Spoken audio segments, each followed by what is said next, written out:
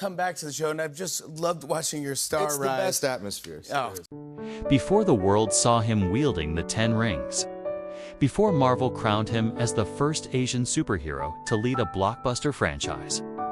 There was only a young immigrant boy standing on the outside of every door he wanted to walk through. Simu Liu's story was never supposed to look like triumph. He was the kid who felt invisible. The son pressured to achieve perfection in a world where perfect kept changing. The accountant who got fired from his first real job. The background extra who wasn't seen as a real actor. The man who publicly dreamed of becoming a Marvel hero, only to be mocked for it, and yet Hollywood would never be the same after him. But the question is, how did someone from such uncertain beginnings rise to become a global symbol of strength, representation, and cultural rebirth? And what hidden battles did he fight behind the spotlight, long before the cameras began to roll? His journey is not just about fame. It's about identity, pressure, backlash, and the price of representation. This is the rise, fall, and rebirth of Simu Liu, told in the shadows behind the legend. Simu Liu was born on April 19, 1989, in Harbin, China, into a family built on discipline, structure, and sacrifice. His parents were scholars, ambitious, determined, and relentlessly driven by the belief that their son must succeed in ways they never could. When Simu was 5, the family immigrated to Canada in search of a better life, carrying only the weight of their expectations and an uncertain future. But Canada didn't feel like a dream. It felt like distance, cultural distance, emotional distance, even familial distance. Simu was raised largely by his grandparents during his earliest years, and the separation shaped him more deeply than anyone understood at the time. When he was reunited with his parents in Canada, he faced a collision of worlds: strict academic expectations at home and a sense of otherness at school. He was bullied for being different, for looking different, for not fitting the mold. Inside the house, he felt the pressure to excel. Outside, he felt like an outsider. The emotional gap between him and his parents grew, fueled by misunderstandings and high expectations. But buried in all of this was something powerful of quiet resilience. Simu learned how to survive pressure, how to reinvent himself, how to pretend confidence even when he didn't feel it. Skills that would later become essential in Hollywood. No one knew it yet, but his childhood was forging the armor he would one day wear on screen. Simu didn't begin life chasing fame. He chased stability. He studied finance at Western University and landed a job as an accountant at Deloitte, one of the most prestigious firms in Canada. It was secure, respectable, and exactly what his parents wanted. But it wasn't who he was. Months into the job, Simu felt suffocated by fluorescent lights and spreadsheets. The day he was unexpectedly fired, he felt two emotions at once: panic and a strange, electric sense of freedom. That firing became the most important pivot of his life. He started taking small gig stunt work, modeling jobs, extra roles where he stood behind actors delivering real lines. Hollywood didn't see him as leading man material. He was the guy in the background. But instead of giving up, he studied everything: camera angles, lighting, movement.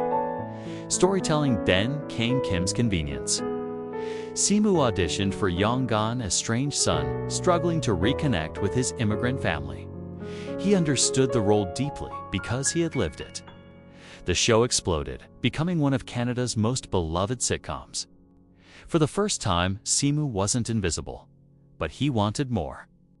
In 2018, he tweeted directly at Marvel, "Hey Marvel, great job with Shang-Chi. When do we start?" It was half joke, half manifestation. And the internet laughed. Marvel wasn't laughing. That tweet would become the spark that changed everything, not just for Simu, but for Asian representation in Hollywood. In July 2019, the world changed with a single announcement at San Diego Comic-Con. Simu Liu would play Shang-Chi. the first Asian superhero to headline a Marvel film.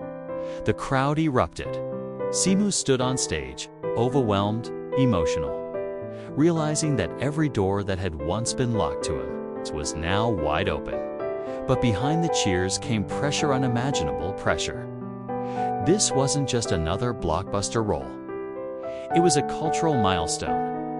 For millions of viewers, especially Asian families across the world, Simu wasn't playing a character. He was carrying their hopes, their pride, their fight for visibility. Filming Shang-Chi and the Legend of the Ten Rings pushed him to the limit. He trained relentlessly in martial arts, endured grueling choreography, and navigated the weight of representing an entire community. But when the film premiered in 2021, the payoff was monumental. Shang-Chi became one of Marvel's biggest origin story successes. Critics praised Simu's sincerity, charisma, and emotional depth. The movie shattered stereotypes and redefined what an Asian hero could look like on screen. Suddenly, Simu was everywhere: late-night shows, magazine covers, global campaigns. He walked the Met Gala red carpet. He signed brand deals. He became a household name. But fame, as always, is a double-edged sword.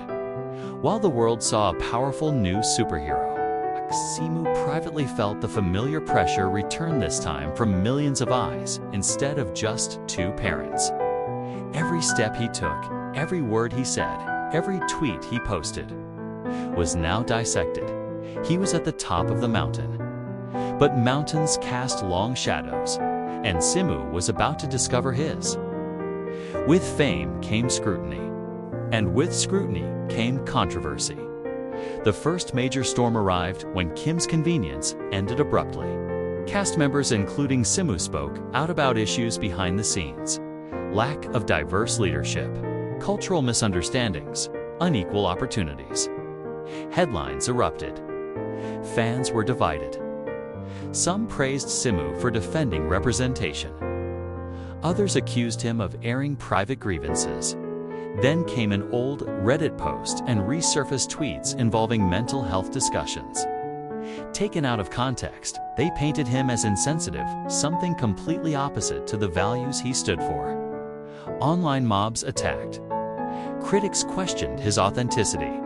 Suddenly, the man who represented empowerment was being accused of hypocrisy. And the backlash didn't stop. Every interview he gave, every confident statement he made was reframed as arrogance. Every joke was analyzed. Every tweet was weaponized. The pressure of being the perfect Asian role model became unbearable. When he expressed frustration online, people said he was unprofessional. When he spoke proudly about his achievements, they said he was self-centered. And when he remained silent, they said he was dodging accountability. Simu found himself trapped in a paradox. He was expected to represent millions of people, but the world refused to let him be human. Brands hesitated. Projects stalled. For the first time since his rise, he felt the momentum slipping. And deeper than all of that was something more personal: his long, complicated relationship with his parents resurfaced publicly as he opened up about childhood trauma. Some praised his vulnerability. Others accused him of disrespect. The fall wasn't dramatic in the Hollywood sense. It wasn't a scandal that destroyed him. It was 1,000 small cuts, misinterpretations, bad headlines, online mobs, impossible expectations. But a hero story doesn't end in the fall. It ends in the comeback. Simu didn't disappear. He recalibrated. He spoke openly, clearly, and calmly about the controversies, clarifying context without hostility.